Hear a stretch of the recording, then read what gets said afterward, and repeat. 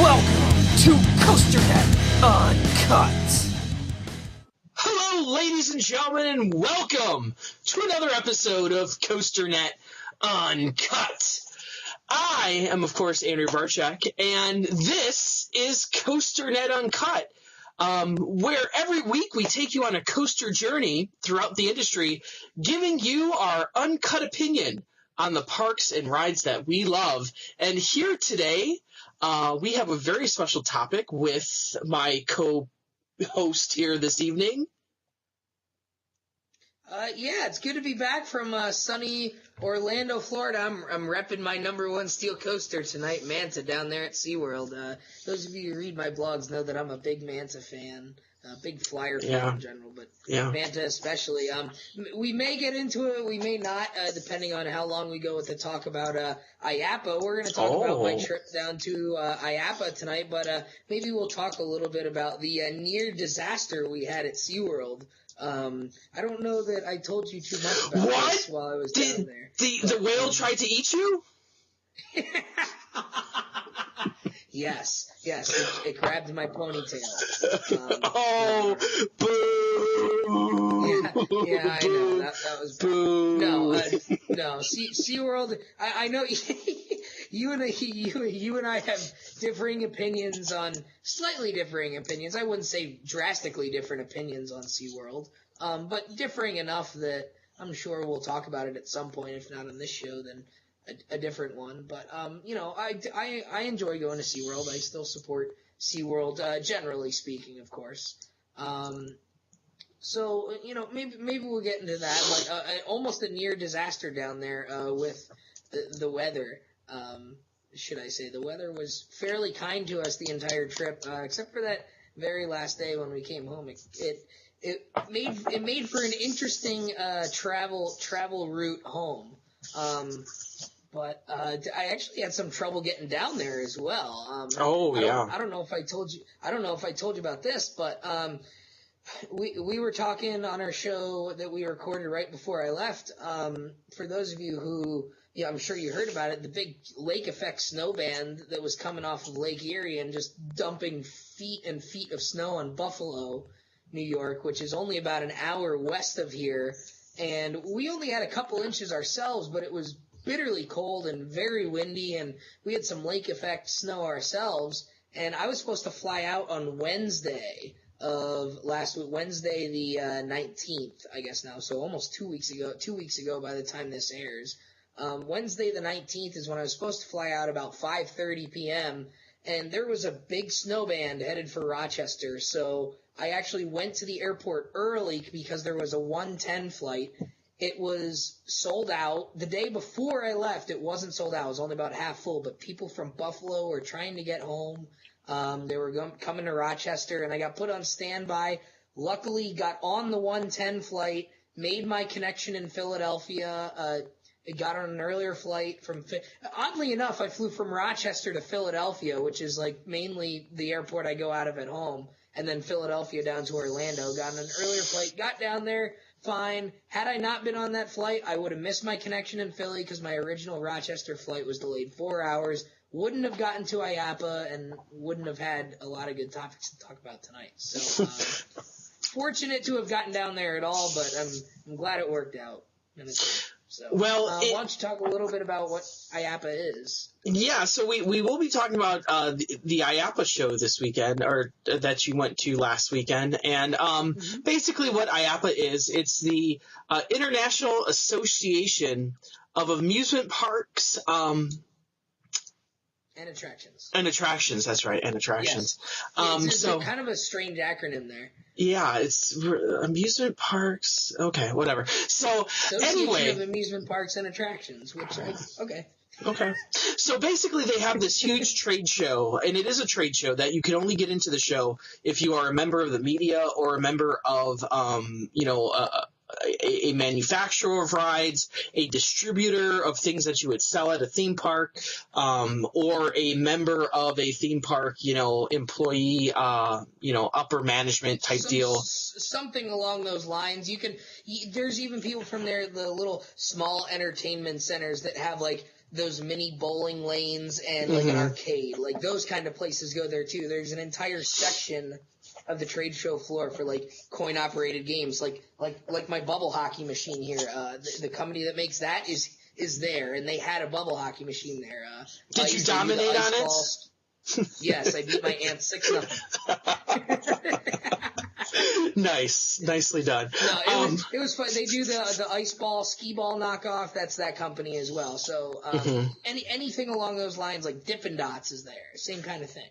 So now, this is not the only show that they do. They also do other mini shows. This is the largest of all of them. They also do a European show every year, too, which has lately started getting a lot of coverage because of the European parks that are really becoming up and coming and really building some intense stuff. And I'm not sure. One in Asia, too. Yeah, they started doing one in Asia, too, which, the emergence of China's middle class, a lot of the American companies see like Rocky Mountain is going over to Europe, and then you see the Gravity Group and GCI are going over to China and Japan. So you're seeing kind of that emergence of the middle class over in Asia, and the theme parks are popping up all over the place. So it's becoming big over there too.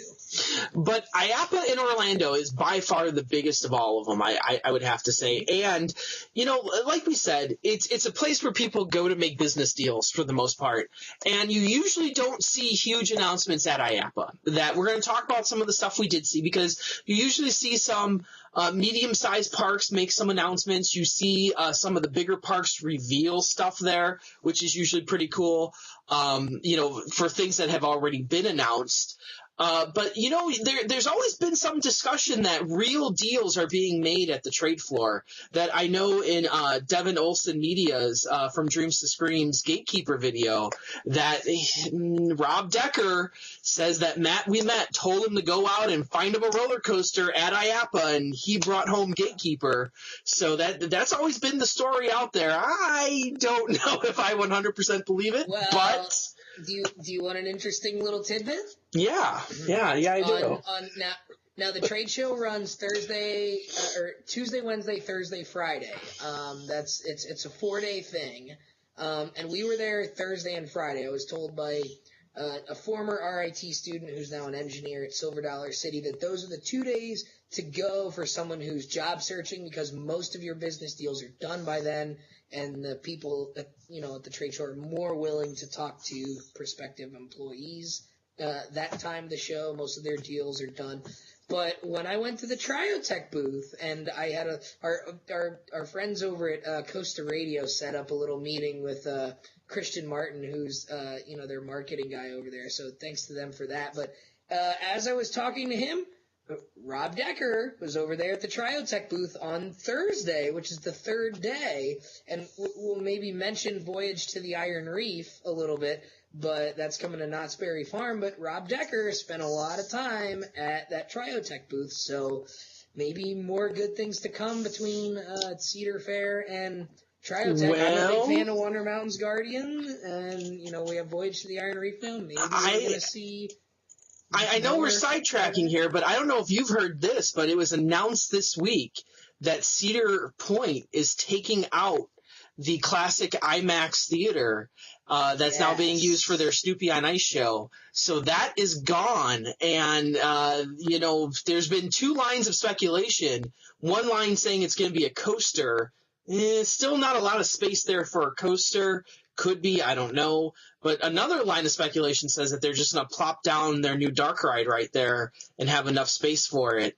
There's enough real estate for something good there, I think. Oh, absolutely. So, being that we hear, from you that Rob Decker was having a lengthy conversation with the folks over at Triotech, and now a week later we hear that they're removing the IMAX theater out of nowhere. Nobody heard that one coming. Just out of nowhere. Just dropped wasn't even it. A rumor or anything. No, just dropped it out of the middle of nowhere. That all of a sudden we're getting rid of the IMAX theater. Okay, so that is an interesting development. But anyway, so why don't you tell us about some of the stuff that we saw revealed? That one of the big things at IAAPA is rides that have been previously announced that they like to show off the trains at the IAAPA show. That's usually like the big deal, is like the big companies come out and show off their trains. So what trains did you get to look at? Right. There were actually several there. First off, I'll kind of start just geographically. We entered on the south side of the building, so I'll kind of work my way from the south side up because that's the order I saw them in. B&M had the nice lead car for Thunderbird there at Holiday World, a nice shiny blue and yellow. And I have some pictures that I put on Facebook that I think you're going to be putting up as we're talking about them here. I got some good pictures of the trains. I apologize if the lighting is a little off or if they're slightly blurry. The lighting is kind of weird inside the building there because it's well lit, but they also have the big doors on the side open because that's where you go outside to like the inflatable area. So sometimes there's some weird lighting and the focusing is hard. But they did have the Thunderbird train there. It's a nice, bright, tealish blue and yellow. We've seen the renderings of it, and I'm sure you've seen pictures of it from when it was unveiled. But that one was there, so that one was really neat. I really like that Thunderbird train. And I know some people have said, well, maybe it's not going to line up nicely with the orange track, and the colors are going to kind of, clash a little bit. But I'll tell you what, that is a nice color scheme on that train, and I think it's going to look really sharp. Orange and blue go well together. Yeah. They're complements on the color wheel, going back to first grade art here. Blue and orange are kind of the, I know it's more of like a teal, but the blue and orange combo, the teal and orange combo looks good together, I think. You mentioned that seems to be like the hot color scheme this year. Yeah, it's I mean, you see it on Rougarou. I mean, the teal is a little deeper, it's a little darker there, but you're seeing an orange and a deep teal there. Now we got an orange with Thunderbird and a little bit of a brighter teal. Fury doesn't have the orange, but it has the teal and the lime green. So it has the teal in there. So I don't know. Isn't there another one? I mean, Twisted Colossus is another one. Mm-hmm. It's blue and green track. And, as we saw there, that was another train that was on display there at the Rocky Mountain booth, was one of the lead cars anyway for Twisted Colossus, the orange and purple one. I believe the other one is going to be blue and green. Based on the renderings, I don't know that for sure. Maybe someone can call me out on that if I'm wrong. But I think the other train is going to be blue and green, and there has to be a third one too, just based on the way they're running it. Maybe there's two of each. That could be it. But the one that they had on display there was purple and orange, and the track is like a bright blue and then a brighter green. So you're kind of seeing the bluish and the green and the orange there with some purple mixed in. The Twisted Colossus car looks really cool. I know a lot of people were complaining at the rendering, like, I hope they don't just use the Medusa train again, and everyone was saying, well, I hope they don't reuse it. Well, I don't think they ever planned on that. I think they use that in the renderings to kind of hide what's coming, because on Wicked Cyclone's rendering, they also used the Medusa train. And I think on the rendering for Iron Medusa, I think they just used the Outlaw Run train that was generic and didn't really have anything on the front. And Goliath, Six Flags Great America, was the same way. So I think that's just kind of something they do with the rendering to hide the front. But the Twisted Colossus train has a nice steampunk theme. I took a couple good pictures. The one that's a head-on is a little blurry, but I took another one from the side that maybe you'll put up here, which will look nice, where there's a nice little TC on the side of the train in gold. So it's mostly orange, purple, and gold. So it's going to fit into this new steampunk area that they're kind of redoing around the Colossus area. The train itself for Twisted Colossus, just as, with Thunderbird, so, it's the standard Gatekeeper, X-Flight train, just done in different colors. The same thing with Twisted Colossus, where it's the standard. You've seen it on Silver Dollar City's Outlaw Run. You've seen it on Goliath. The only thing is they add a few new accents onto it, where that front piece is completely new for Twisted Colossus, and on the side pieces, they've just added a few little aspects to it to make it stand out a little bit more from your standard, Goliath or Outlaw Run car. Yeah, the trains themselves aren't different mechanically. They don't really function any differently. They don't even really look all that different. It's just the ornamental pieces and the nifty little doodads on the front, like the cover plate, and then the side accent pieces on the side, and the colors change obviously, but mechanically it's the same train that you've seen on Medusa Steel Coaster and Outlaw Run and Goliath. It's the same setup. Yeah, and I think all the trains so far in those two look pretty nice on Thunderbird and on Colossus, where I like the color schemes on them. That Twisted Colossus ride is going to be, man, that's going to be really colorful, isn't it? Like you said, the green, the blue, the orange, the purple. But back to your original point that, yeah, we have seen a lot of orange and teal track this year. Holiday World even started a new hashtag orange is the new track. It's the new track. Yeah. Did you see their t-shirt? I have, and I kind of want to buy one of those for sure. Yeah, it's kind of cool, isn't it? Yeah. But then the one ride that you were trying to think of earlier that you forgot about is the one ride that we didn't even see at IAAPA. That was really shocking to, I think, a lot of people, was whatever Busch Gardens Williamsburg is doing down there. They're building something. Who knows? Well, I think the leading candidate for the name right now is Tempesto, and earlier in the summer, I think the lead runner for the name was Diavolo, which is like translation to daredevil or something similar to that in Italian, and Tempesto, I believe, translates to storm, which I think Tempesto translating to storm is a little bit better for a roller coaster, and I think you could do something a little bit cool if everything's saying it's a clone of Superman Ultimate Flight out Discovery Kingdom, so I think you could do some cool stuff in the launch tunnel with maybe some lightning, not too far away from what you see on the rendering with Thunderbird.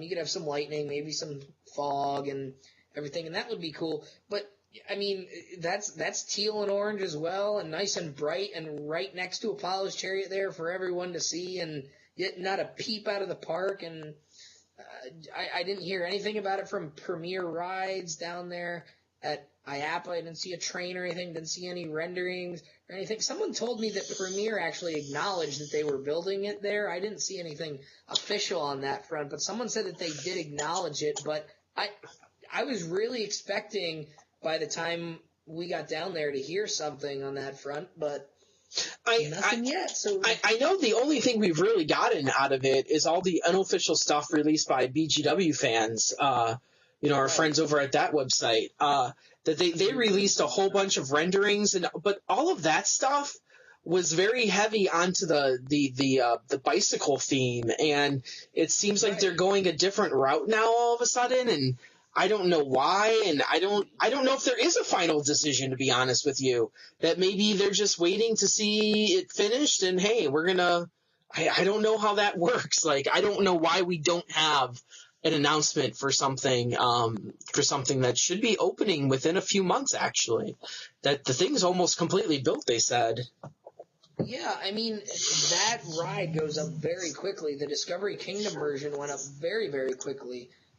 It's not a large ride. It doesn't take up a large footprint, and I would imagine it doesn't take long to run cycles through. And down there in Williamsburg, I mean, they're open for Christmas Town, and if weather is warm enough, they usually try and open a coaster or two. I mean, they have a somewhat mild winter there, so you would think they'd be able to test it, without much of an issue. So I'm thinking, when the end of March rolls around and they start opening up, you'd think that they might have this thing ready to open shortly after they open for the season, and maybe late March, April. I mean, if Carowinds can get Fury 325 open in April, and Banshee can be open in April, and Gatekeeper can be open in the doldrums of winter that Cedar Point gets every year, why can't Busch Gardens have this thing opening day when it's when it's a much smaller ride? So I'm curious as to why we haven't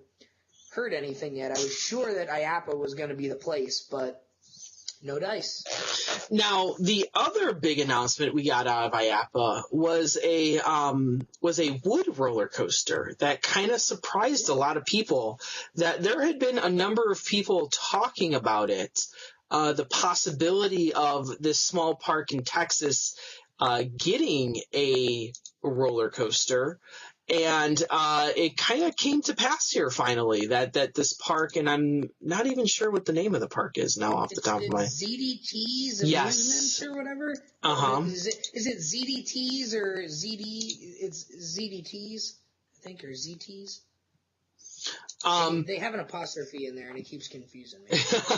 But it's definitely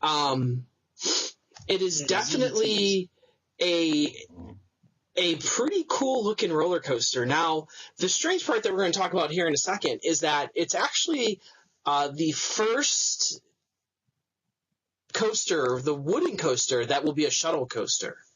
I don't know of any other ones that we have anywhere. Are there any that were like torn down in the past, or? I'm sure. Well, I mean, if you count like the old Switchback railways, then technically, yeah. But I mean, this is the first modern wooden shuttle coaster that we're talking about, and ironically enough, they're calling it the Switchback. Yeah. Which is kind of cool, a little nod to history there. Now, the interesting thing about this is it's kind of a shuttle, but it's also a complete circuit in a way because of how the station is going to work. So based on the renderings I saw, it's going to be done by the Gravity Group, which that's another train they had on display there. It's a nice black like steam engine to the old railway, the old railway theme, the Switchback Railway. So a little nod to that. It's interesting because the train it looks like it's gonna roll out of the station. And then it's going to go up the lift hill. And then it's going to do a little bit of a tight turn. Then it's going to drop, and it hits a little bit of a flat section, it looks like. And you go over a few hills, go through a few twists and turns. Then it's going to go up this spike, which is kind of tilted on its side. So you're actually going up this spike sideways. They're calling it the Golden Spike, like the old railroad theme again. And then you're going to go backwards. And the No Limits model doesn't really show you how it gets back into the station, maybe because of the ironically the limits of No Limits. I don't know if they have like transfer switch tracks built in. I haven't played around with wood coasters and No Limits 2 a whole lot yet, so I don't know if I actually don't know for sure if there's like switch tracks implemented in that. It might just be slider tables, which is maybe why it doesn't show you that. But essentially, I think it's going to come back to that flat stretch right after the first drop, and it looks like it's going to kind of stop there, and somehow it's going to get back into the station there. So it's going to have a lift hill, but it's a shuttle coaster too. So it's a little bit interesting, and you would think there's only so many ways you could do a wooden shuttle coaster, because last year at IAAPA, or 2 years ago, Great Coasters unveiled, I forget if they might have called it, I think they called theirs the Switchback as well, or at least they had two different models, one of which was sort of like a boomerang, where it had two lift hills and you went forward and backwards. And then they had another model, which they revealed last year, I think, which actually took you up a lift hill, and then it was a really short train of like 5 cars, and then the track itself actually like moved and pivoted and connected with another piece of track. one of them was called the Switchback, and I forget what the other one was called. I'm gonna go look at that now, just because it's gonna bother me if I can't remember. But what are your thoughts on this actual gravity group, the Switchback that's actually going in here? Backtrack is what the other one was called. The Boomerang one was called Backtrack, and the other one I think was called Switchback. So anyway, sorry. Well, I found what's interesting is that you had GCI making these models beforehand, and really nobody was jumping on these at all. Like there was like, I can't say from a business perspective what kind of interest there was, but obviously none were built. So now all of a sudden at this IAAPA, Gravity Group comes out with no real fanfare at all and says, okay, we're building one of these now, and we're going to build this new version of it that's basically the same general theme, but not. And I kind of wonder, I don't understand, like, what is the benefit to having this type of roller coaster? I know on a Boomerang it's space. You pack a lot of punch in a limited amount of space. Like, would it be that hard to just connect one end to the other and make it into a shuttle coaster, or not to make it not a shuttle coaster, but to make it a full circuit coaster? Like, I don't understand the benefit of it. Is it the backwards idea that's so big now that they said, hey, we can have a wooden coaster, we can have it do traditional wooden things, but then we can also have a backwards wooden coaster, which is I guess the reason why is.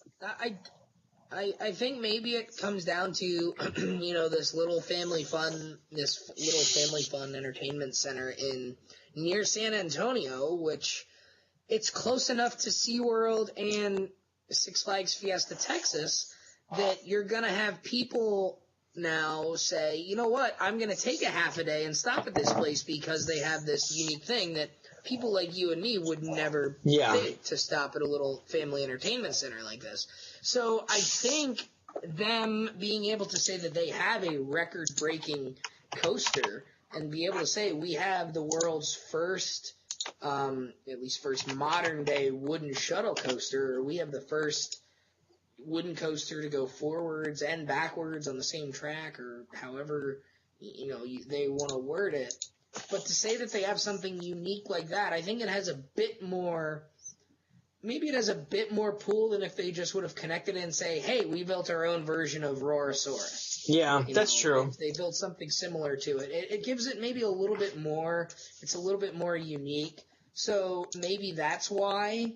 I don't know that attendance-wise it has much of a – if it changes it much more, because I think if they put in something that was just like Rorosaurus or Wooden Warrior, you'd still have people like you and I stopping to ride it because, quite frankly, those are – two really good. I haven't been on Rorosaurus. I've been on Wooden Warrior, but from all accounts, the other one's just as good. They're two great coasters for a very small size and a very small package. So if this is along the lines of that, it's slightly more unique at least, and hopefully not much compromise on the fun factor. So. And keep in mind that the San Antonio area in particular is short of wood coaster right now. It is. That Fiesta Texas doesn't have one. Obviously, SeaWorld doesn't have one. And to be honest with you, there's really not a standout wood coaster up to the north either in Dallas. No, the best wooden coaster in Texas that I hear is Boardwalk Bullet, and I haven't been to that one, but that one is kind of polarizing too, because some people say that one's kind of gotten rough. Because it is very twisted. It's built like a GCI, but it was built by Gravity Group, and it has the PTC trains on it, not Timberliner. So some are saying that that's kind of getting beat up, but other people say that it's really fantastic. I've seen videos of it. It looks like a fantastic coaster. I think my next trip to Texas, we're gonna make a stop there into Galveston Pleasure Pier to ride Iron Shark, but. And again, that's not at a big park. That's not at a Six Flags park. That's just on a boardwalk. So you kind of probably have the same effect here as this ZDTs where now they're getting a big coaster, so all of a sudden people like us have heard about this place now. Yeah. And to keep in mind, this place that's getting this wood coaster has no other roller coasters, really doesn't have many amusement park rides to begin with. So this is really their first big move. And I'm kind of surprised because a lot of places like dabble with little stuff first and then we'll move on to the bigger stuff. This place, they're getting a pretty sizable wood coaster here and one that's going to be talked about too. So hopefully, on my next trip down there, like you said, now you're talking about taking a trip out there. Obviously Fiesta is the other park that we should probably talk about because they had a train, on their floor and it was for Batman the Ride, but it wasn't a B&M invert, was it? No, it wasn't. So, and there's an interesting thing that I'll note out about Batman's train. And one other thought I had about this Switchback thing, I'm interested to see how the maintenance goes on this too. I'm interested to see what kind of maintenance record it has, since, we know that the boomerangs don't generally have a great maintenance history. Now, the fact that there's only one chain lift, I think maybe that's kind of their way around it. So it doesn't have to catch a chain, I don't think, on that spike. So we'll see.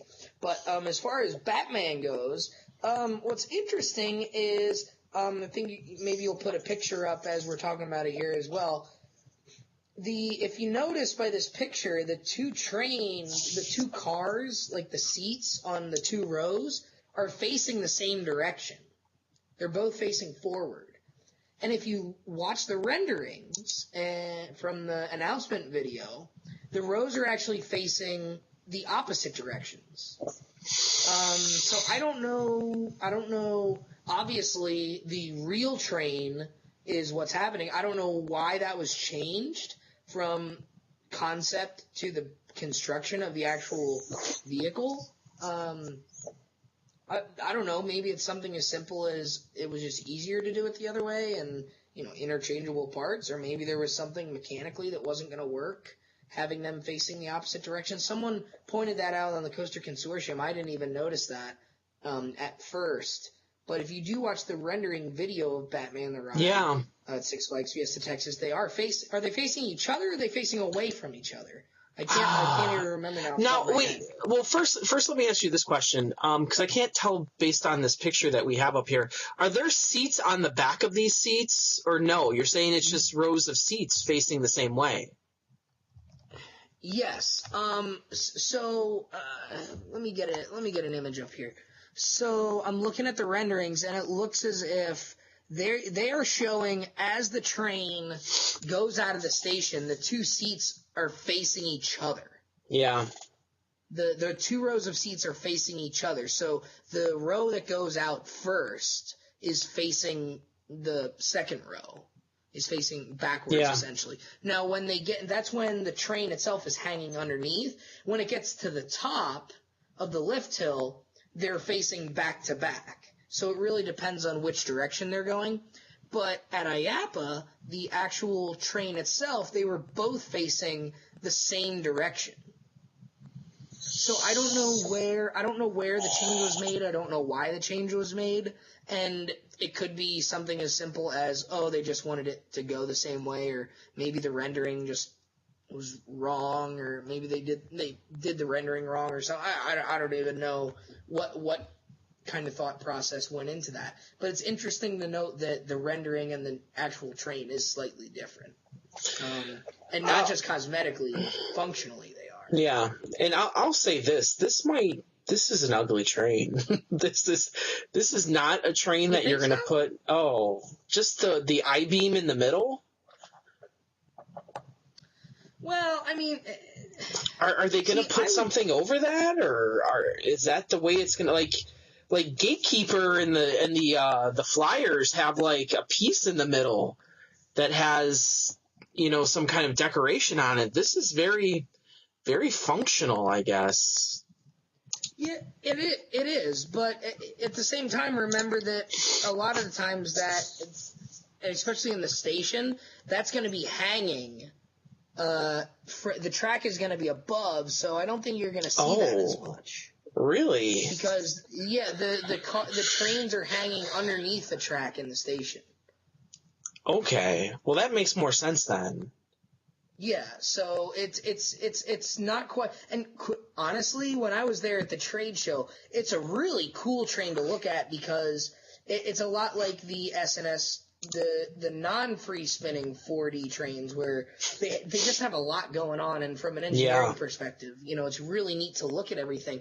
The interesting thing, and I don't know that I took a picture of this, but on the backside of that train, on the floor, leaning up against the track. Yeah. They had the actual layout of the ride. Uh-huh. And we kind of called out and said the rendering video itself says 6 inversions in it somewhere. And I think the reaction you and I had were, how can they count how many inversions you're going to go through if it's free spinning? Because the track itself doesn't do 6 inversions. I think I have at least somewhat of an answer. On this little diagram they had there, where those little, it looks like brake fins as it comes off the lift, and then where it's going around what they call the Raven turns. The SNS calls those the Raven turns. They have those little white, they look like brake fins, like LSM fins. Those are what they're calling spin-inducing fins. So there must be so I'm thinking maybe somehow the spinning isn't 100% free, and there's some sort of slot on the train, and I didn't ask anyone about this, but it looks as if there's some sort of mechanism where when those fins go through the slot for it, rather than acting as a braking mechanism, maybe they act as a braking mechanism, but maybe they're also acting as they're spinning some sort of electric motor that makes the cars themselves spin, or it maybe provokes spinning. I can't imagine that they're not free spinning in some regard, because then if the motor stops working, you can't run the ride. So I would think they're free spinning, but maybe they're there to maybe provoke some of the spinning or make it a little bit wilder of a ride as it goes around there. I don't know. Maybe they are just brake fins and they're just calling them that. I don't know. I didn't ask anyone that specific question, but they actually labeled those fins as spin-inducing fins. Well, I'm no engineer, but could it actually brake the ride? And by braking the ride, it brings it to like a sudden slower speed or a sudden halt where the cars spin on their own without being electrically induced. That just by stopping it, the momentum will take people around. Right, and that's what I'm talking about by saying maybe they are braking the ride and they're just brakes, but the nature of the ride being braked is going to cause it to spin. Maybe that's what they mean by spinning. I have a hard time believing that there's some sort of electrical device inside the train that's actually controlling the spin. I would think it would be so much easier to just do it with the old system, like on X2, where there's just 2 separate sets of rails if they wanted to control the spinning somehow. Yeah. But I don't know. What's interesting is that the track itself for the ride is built by Rocky Mountain. Mm-hmm. I don't know if you knew that, but it's an I-beam. The track itself is it's Rocky Mountain's I-beam steel track, which is the same stuff that they had on display in a bright orange color, which I took a picture of as well next to their topper track. They had that on display at the Rocky Mountain booth. It's that same track. It's just yellow for Batman. Yeah. So. We'll a lot thicker too. It looks like it looks like it's a lot thicker. It looks like it's bulkier, doesn't it? Yeah. I don't know. This ride is one of those rides that really doesn't excite me on paper, but actually riding it might be a lot of fun. Yeah, it's kind of one of those dark horses. Maybe I think you and I kind of bashed it a while ago because. It was, we were kind of like, well, is it really a world's first? Because the Zach spins are kind of the same thing.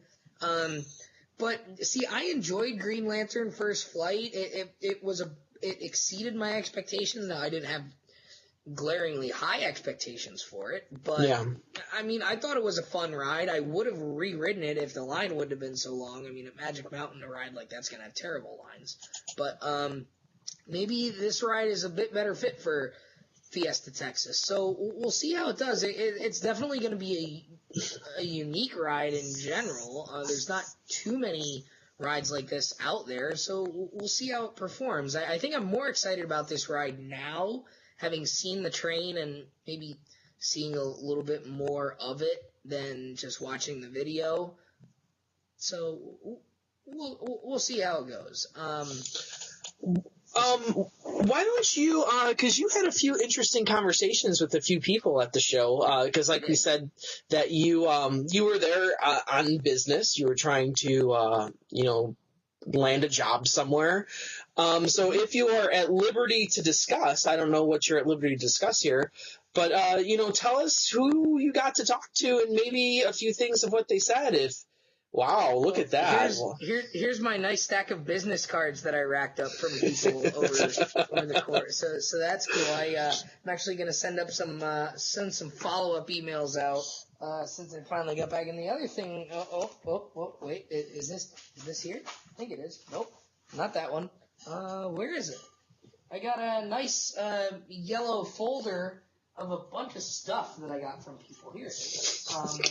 And it's nice because you get you get the business cards from people, and then you get other stuff. Like a lot of companies have just brochures, but like Mac Rides has their entire product portfolio here in like a little magazine style thing, and they have everything from their log flumes to their roller coasters. Well, thanks for getting me one. Like, really.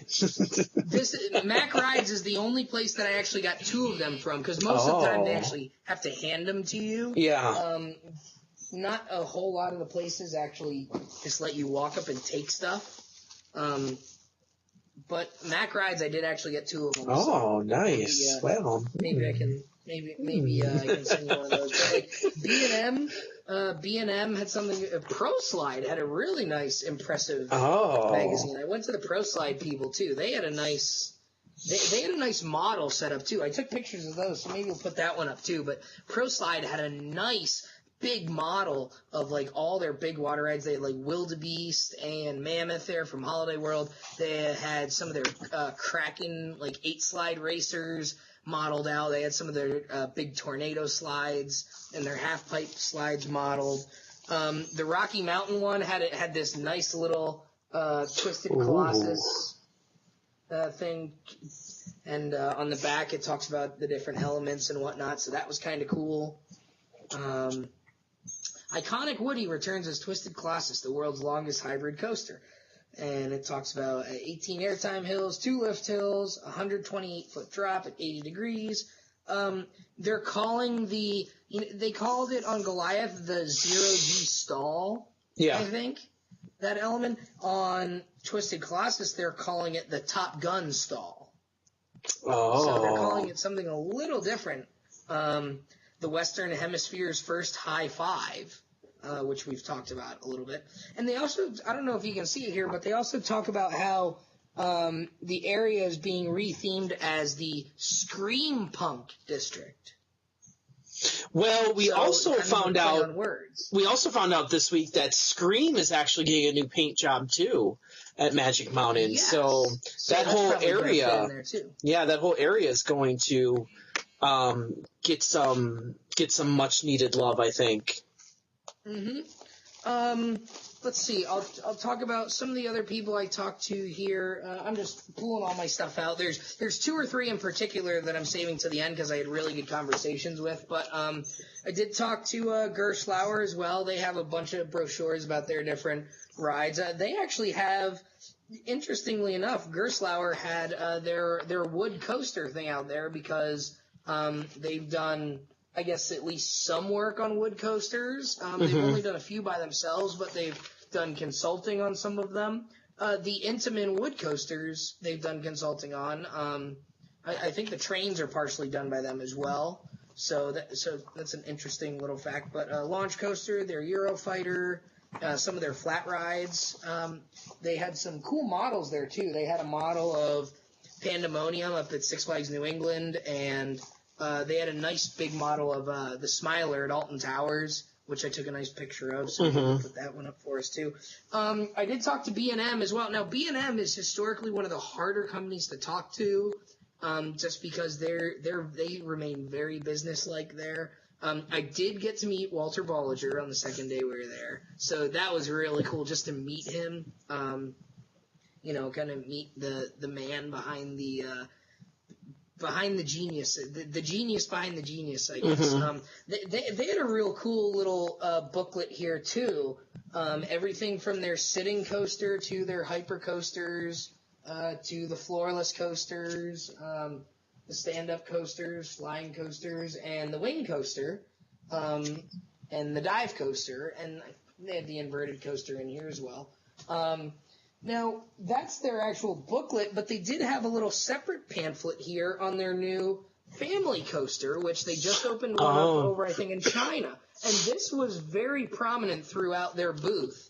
They're advertising this family coaster big. I think they want to get more of these out. So they did advertise this pretty heavily. There was an entire video screen and an entire wall at their booth advertised just to this particular. They only have one of these built so far, but this family inverted coaster is something that they were stressing this year. Was kind of the focus of their booth after the Thunderbird train, I think. Let's see. I did talk to Sandor from Intamin. He's a guy that people talk about a lot. So I got to talk with him for a few minutes. They just had a little pamphlet here. Nothing extreme from them. What? Intamin is extreme. No, I know. Chance Rides had the greenish train from Lightning Run on display, or at least the lead car from, a lead car from it. I'm sure it wasn't the actual one, but it was a model from the lead car of Lightning Run, so that was cool. Great Coasters. They're a company that I've actually been in talk with for quite a while. A gentleman named Evan, who used to work at Great Coasters, he's now at Skyline Attractions. So Great Coasters had this nice little folder with, pictures of a lot of their rides and little posters of all their major rides, which is pretty cool. You get White Lightning in here, Wodan, their Big Fun compact coaster, which isn't something that I don't think that's been sold yet. 65 feet height. They had a model of it there. I'll get this out. How it's a nice little compact twister coaster. I don't know that they've sold any models of that yet, but that's something that I would wish like maybe a Dorney Park would invest in something of that size. I think that would be good for them. So speaking of Evan from Great Coasters, he's now with Skyline Attractions, and I had a good talk with them. They're actually looking to hire, starting shortly, they're looking to expand. Now, they actually had on display their two models, the Strike You Up, which is kind of like the old Test of Strength game where someone actually sits in the seat, and then the Spin You Win, which is you basically sit in a seat and spin, and rather than shooting a water gun at the target to make the light go up, you spin yourself and get yourself really, really dizzy. So what are your thoughts on the Skyline stuff? Because I think that's something unique that I could see like a Fun Spot investing in that, like a smaller park. Now, he did say that the folks that I spoke to there and said, we have bigger ideas, but we need to start out small. We're a new company. We need to start out small just to kind of get the ball rolling a little bit. So, I think if they could get some small parks to invest in that, maybe the Skyline Attractions could really take off. And who knows? Maybe that's a place that maybe I'll be part of that. I don't know. That would be cool. But, aside from that, what are your thoughts on that? When they first announced it, like they were making a pretty big deal about making these announcements. When they announced it, I'm kind of like, oh, what is that? Like, that's something I'm totally not interested in.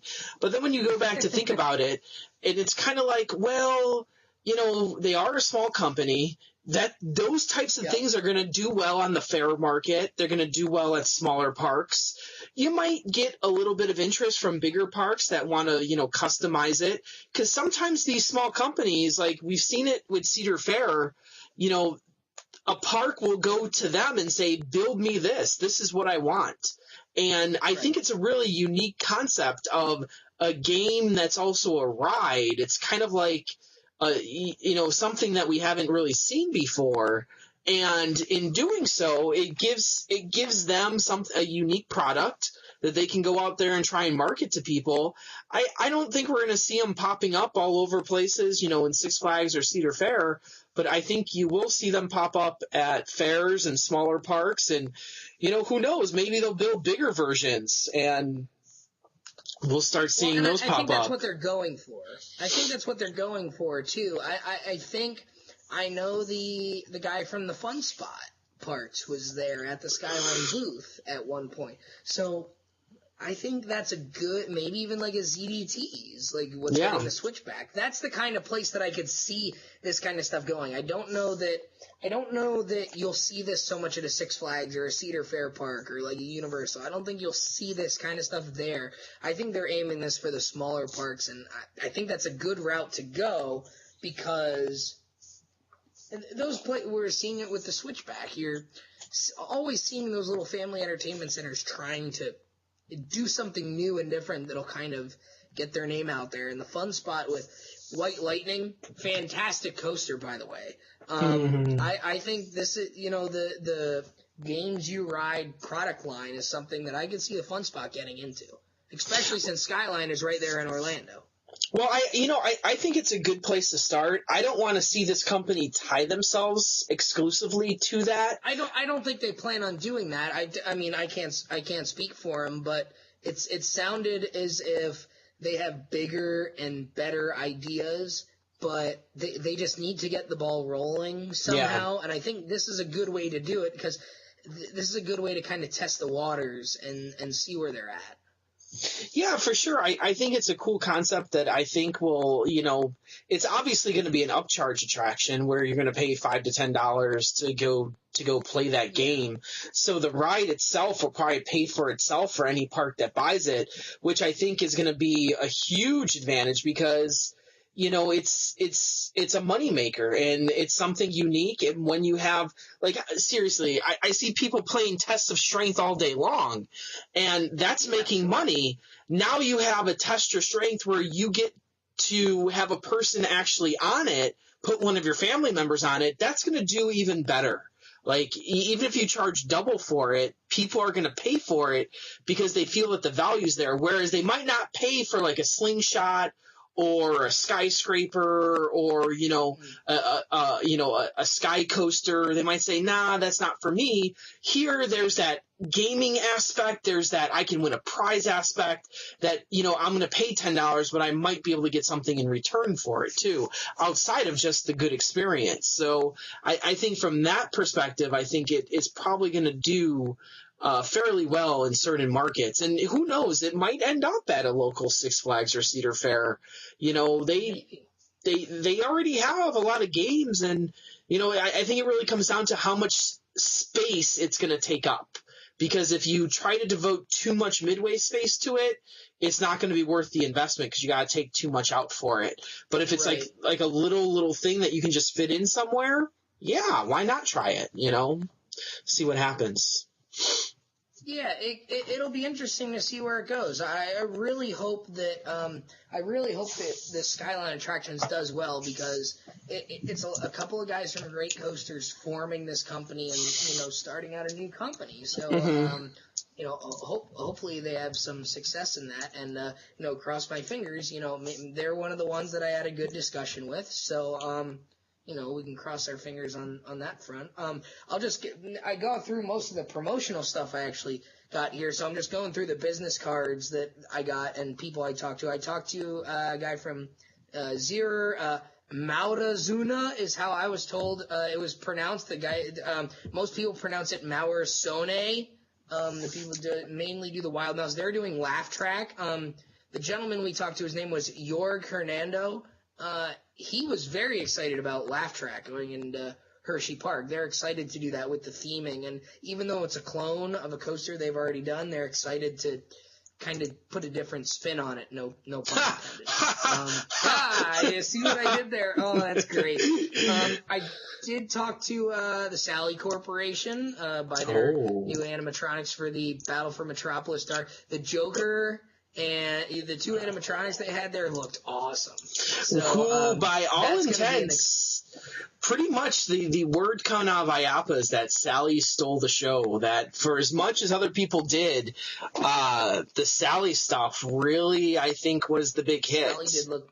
The Sally stuff did look pretty good, and I'll talk to you in a minute about what my personal favorite booth was, which was right around the corner. Well, for the Sally stuff, I was really impressed that the Joker, they hired one of the voice actors that actually does the Joker in the video games and in some of the cartoons. That unfortunately, Mark Hamill, who's best known for his role as Luke Skywalker, but is probably his best role he's done is probably the Joker for Batman the Animated Series and through the video games.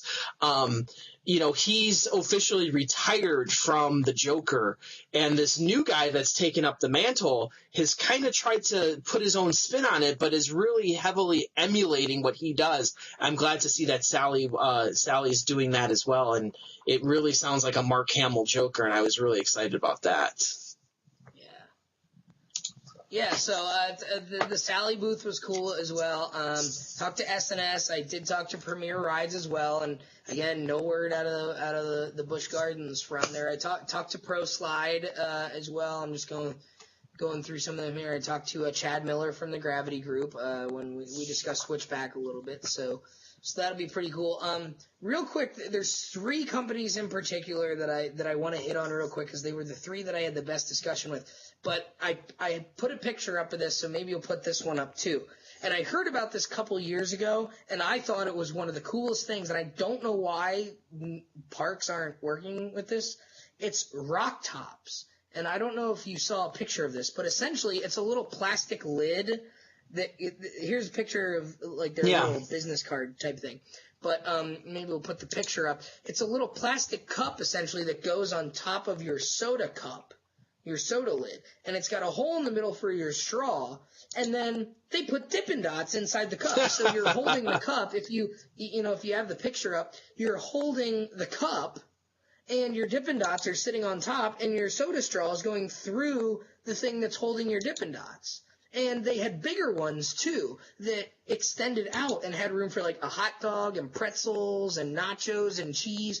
And it's all sitting there, balanced perfectly, because it's sitting on top of your soda cup, and then you have the straw going through it. So you can carry everything on top of your soda cup. And I could see that going on like Shark Tank, and I could see Mark Cuban putting that in like basketball, like his movie theaters and basketball arenas. Like, I don't know why that's not in the parks. That was at the trade show a couple years ago.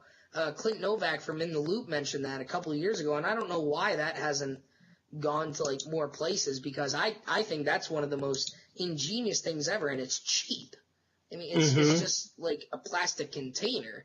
I mean, how many times do you go to a hockey game or a football game or a baseball game? For sure. And you have like chicken fingers and fries in a cardboard box that's flopping over, and then you got your soda over here, and then you got like ketchups kind of here. It's all on one thing, and it's all with one hand. And then it's like, oh, but then you got to put your seat down. So it's like, what do I do here? So I thought that was really cool. So, we're getting to about the hour mark here, so I will wrap it up here with the last three, probably the best talks I had with 2 of them right around the corner from Sally, the first of which is Oceaneering. And they are best known for, they did the motion vehicle for the Antarctica ride at SeaWorld, the Empire of the Penguin ride. They did the vehicles for Curse of Dark Castle at Busch Gardens Williamsburg, and they also are doing the vehicles for the vehicles for Battle of Metropolis. Mm-hmm. So they're working with Six Flags on that, and I talked to an actual engineer there. I believe his name was Brian. And he was very friendly, very nice, and actually sat me down with one of their HR representatives and almost had a legitimate interview at their booth there. It was probably about 25 minutes or so talking with her. So that was really good. Oceaneering is one of those companies that if you Google them, you'll probably find that they're mostly like oil and gas products. Yeah. And they have a very small division that does theme park attractions. They have thousands of employees in like 26 or something countries, and a very small percentage does theme park attractions, and their theme park attractions groups are in Orlando and Maryland. So, and they do a lot of work with these motion-based dark rides, and they are looking to grow their amusement sector in the next few years. So that was a very encouraging conversation. They're one of the groups that I'll definitely be following up with. So that was a lot of fun. They were very nice people, and I'm excited that I got to talk to them as well. The other one that was right across the way from them, which just in terms of stuff to do was probably my favorite booth, and that was Triotech. And I talked about how I've been a Triotech fan since I rode Wonder Mountain's Guardian. I'm more of a Triotech fan now after going to the trade show. I mentioned earlier that our friends from Coaster Radio kind of set up, asked Christian Martin, who is their VP of marketing, to talk with me if I stopped by. And he did. We talked to him for probably a good 15, 20 minutes. A very, very nice guy. We talked a lot. Triotech actually won 2 different awards this year as well. They've won a lot of awards for Best New Technology, and I believe they won the Applause Award. I think it was the Applause Award or the Brass Ring. It was one of those two. Maybe it was both. But they won a couple awards this year. They're really doing some good stuff. They actually had 3 different simulators there. They had one which was their really intense motion simulator that's not a shooting ride. And they showed us a couple of different videos, that my favorite of which was where you're in like an F1. It was animated, but it was like an animated Indy car, and you go through like parking garages and like over rocks and stuff. And oh man, was it intense and was it fun? It was a lot of fun. And then they had 2 shooters. They had one that was a stationary simulated shooter. I don't even, well, it's in their brochure here, so it's I think it was called Gigamon, which it's essentially kind of like an alien battle in a city in New York City. So that one was pretty cool. And that was a stationary shooter. I had the highest score, by the way, out of 74,000 points, so that was good. Wonder Mountain's Guardian practice really helping. And then they had another one, which was a larger booth, but it was the actual moving vehicle, and it just went in an oval, but you went through their zombie shooter, which is similar to, I think, what Canada's Wonderland probably did with Guardian during their Halloween event. The interesting thing about that is there were actually some live sets in that had like screens projected onto the live sets. So you would shoot like the actual barrel that was sitting there, and you would see the projection would then, where your blaster shot the barrel, there would be a bullet hole on the barrel. That's cool. And there would be like slime leaking out of the bullet hole. So that was cool. Wonder Mountain's Guardian, spoiler alert, is all screens, whereas this was a screen on a live set. So stuff actually happened on the screen. You would see it where, you would see bullet holes in the stuff that you were shooting because there was a projection on the actual object. So that was really cool. We probably spent between the time we spent talking with Christian and then going through their different interactive stuff, we probably spent about 2 hours at the Triotech booth. And I know that's a lot to spend when there's that much to see, considering we talked to about 20, 25 companies, but the Triotech booth was really cool. So, like I said, I hope there's more down the pipeline with them in Cedar Fair, because that would be really cool to see. I like your idea of maybe Cedar Point going with a disaster transport. Oh my God. Ride. I've been calling for that for a while. It would be so cool, wouldn't it? It's a dark ride that has not been done yet. You don't have a space themed dark ride like anywhere. The story of Disaster Transport was always the best part of the ride. And I just want to go back to Alaska every summer. Like that's what I want to do. It just makes sense. It makes sense that they could probably do something like that and pay tribute to an old ride that they kind of like. I mean, they did it with Shoot the Rapids. They renamed it after an old ride that used to be there. So I wouldn't even be upset if maybe they called it Disaster Transport or Disaster Transport mission to somewhere else, or or something like that. You could do something like that. So it'll be interesting to see if maybe they go that route. As we wrap up here, there was one more, and I kind of alluded to this one because I knew that I would probably have at least a good discussion with this company, and that is Martin and Vlemings. And that's probably a familiar name, but not quite as a familiar name as you might think. Martin and Vlemings is the company that is essentially the subcontractor that does the construction for Gravity Group's wood coasters. And I reached out to several of these companies before I went down, and I actually got a response from Mr. Vlemings, their president, and said, "Hey Dan, we'll see you in Orlando. We look forward to talking to you." That kind of something simple like that. But they were the first group that I went to talk to because I knew that they were expecting me. And I met Mr. Vlemings. His first name's Alain, I believe, Alain. And he said, "Oh, you're going to sit down and talk to our general manager, Kevin." So 10 a.m., the first day of the trade show, here I find myself sitting down at the table with the general manager of Martin and Vlemings, having a legitimate interview with this guy. And right now, they mainly do construction and manufacturing. But the encouraging thing about all this was a lot of their engineering is done by Gravity Group. They want to start doing their own engineering. They want to become more in-house. They want to be able to do everything on their own, and they want to expand the company.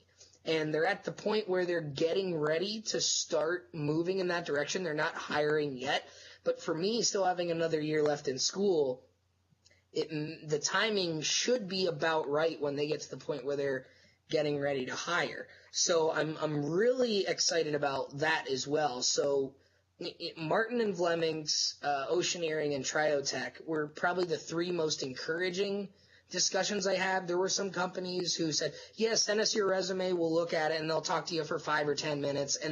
But these three companies in particular, Triotech, Oceaneering, and Martin and Vlemings, really took the time to talk to me, find out why I was there, and really have a genuine discussion with me, almost like an interview. But I felt like I got to know them as well. So that was really good. Skyline was getting a lot of that too, because Skyline is looking to hire and expand as well. So overall, I'm really encouraged with what I came away with. I was really expecting when I went down there. I said to myself, I want to talk to 20 to 25 companies. I had a list of them, and I talked to all of them. And I said, out of those 20 to 25, I would like to get at least 2 or 3 really good leads. And I came away with like 3 or 4, which I was really happy with. So in closing, I think my suggestion for IAAPA would, if you're, this having been my first time down there, if you're looking to get into the industry, I think IAAPA is something you have to do. And I would suggest doing it on the Thursday and Friday because most of your business deals are done. And the companies, I think, are a bit more open to talking to people, whereas maybe Tuesday, when they're doing a lot of business, maybe they're not going to give you as much time as they otherwise would towards the end of the trade show.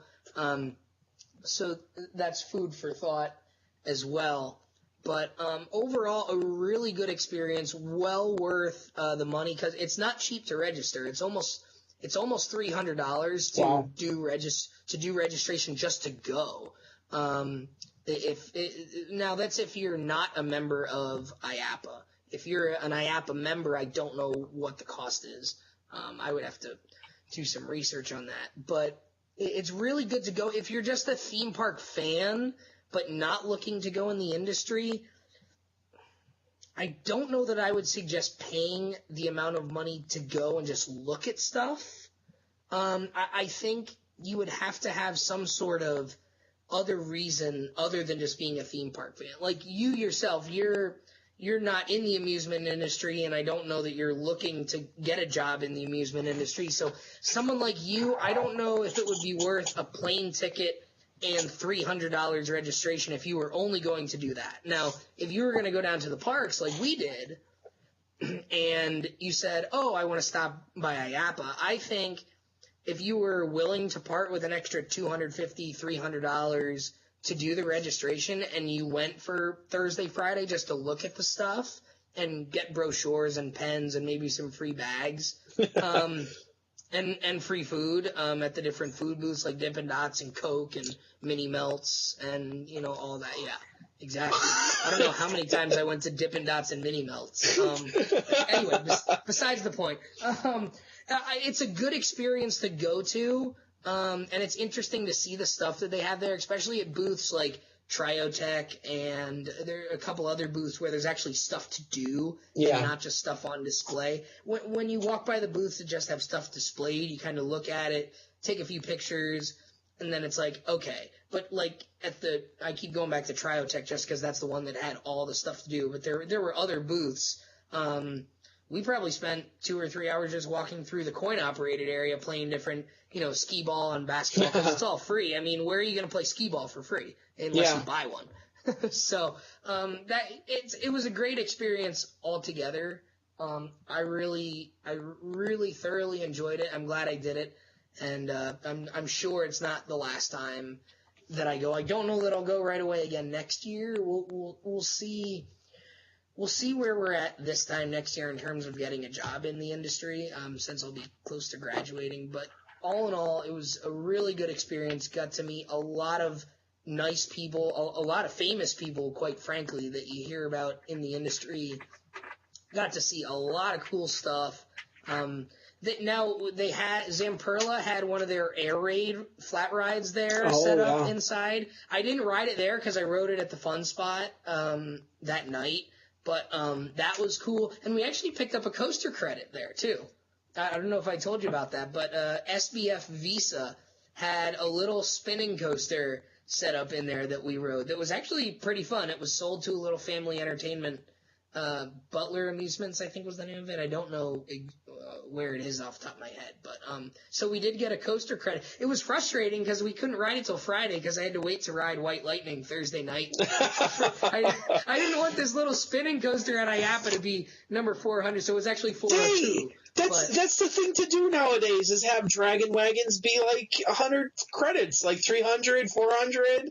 Like that's the thing to do but it now. wasn't the same exact ride like usual. I mean, that's not as romantic of a story. It's like, I went to a trade show and got my 400th coaster credit at the trade show. I mean, it was cool. See, what really would have angered me would be like Friday. It's like, oh no, they're taking it apart. But it was a fun little ride.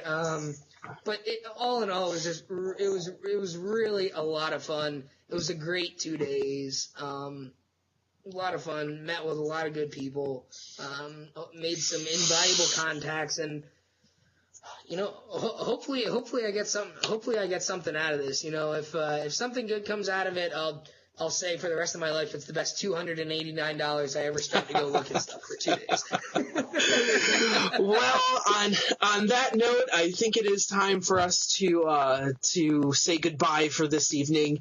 As always, thank you for joining us on COASTER-net Uncut. Hopefully, when you do go back, if you do go back, there's a job attached to it somewhere. So, like you said, hopefully that there's some end goal with this as well. So until next week, I'm of course Andrew Barchak. And I'm Danny Miller, back in the hellhole of winter in Rochester, New York. And as always, ride on, Ride Warriors. See you next time.